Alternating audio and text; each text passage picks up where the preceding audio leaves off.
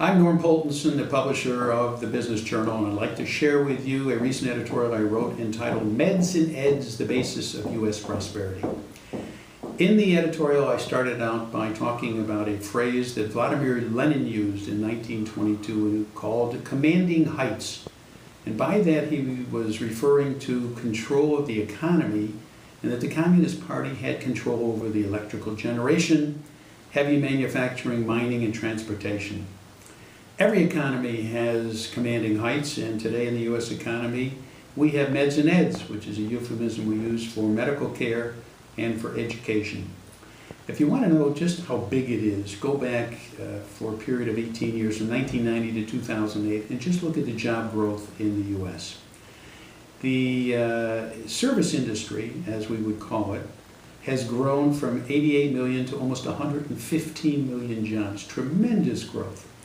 The heavy manufacturing or the trade industry, or what we would call those people who make something, grew by barely 1 million jobs during that same period.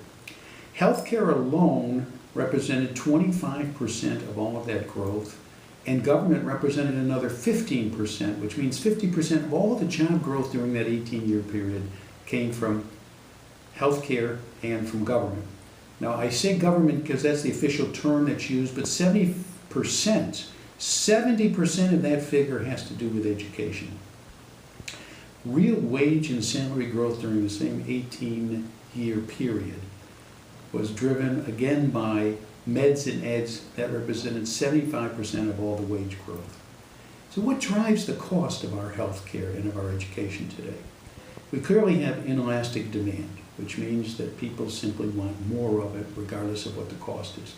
We have two industries that are labor intensive and not prone to efficiencies.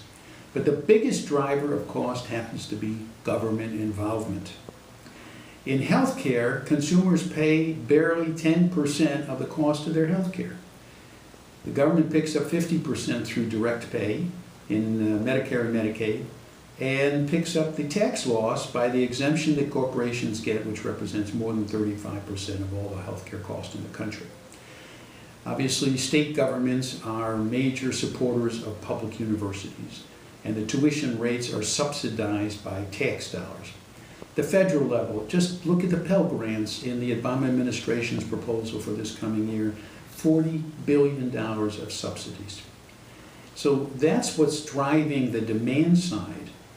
On the supply side, what's interesting in meds and eds is something we call credentialing. Now, in the real world, in the manufacturing world, in the service industry world, what we're driven by is getting the job done and output and production. We're concerned about profit. In the credentialing world, you're paid based on how many sheepskins you have or how many certificates you have, and it doesn't matter whether it's healthcare or education. It's not by what you actually produce. Somewhere along the line, society has to ask the question, what's the value that we're getting for the expenditures? Nobody argues in healthcare that we have not made tremendous advances and that our lives are better for it. But we also have studies, for example, a Dartmouth Atlas of Healthcare study done recently on Medicare expenditures all over the country, and the variations in expenses were enormous, but the outcomes didn't seem to make much difference. Is it possible that all of our advances really are not attributable to healthcare? How about the consumers who simply had better nutrition?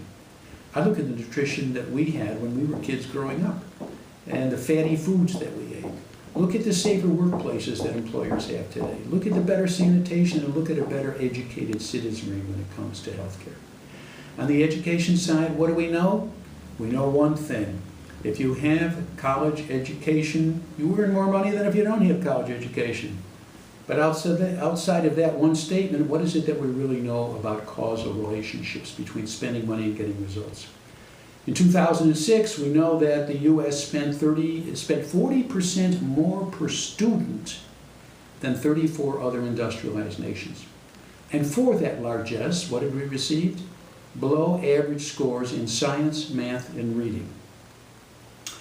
It's pretty clear that policymakers are driving meds and eds and not consumers.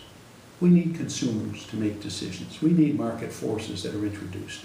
And this takes me back to commanding heights and Vladimir Lenin. Today, meds and eds, they are the commanding heights in a new economy as we go forward. And whoever controls that will have the key to whether the United States is prosperous or not prosperous, whether the GDP grows at the sluggish rate we're now experiencing, or whether we go back into the 3 and 4 and 4.5% growth rates that have sustained us for decades. It's a vital, critical focus that we need to have on who controls the commanding heights. And if society doesn't take it seriously, then we may well end up with continuing government control and the resulting sluggish economy. Thank you.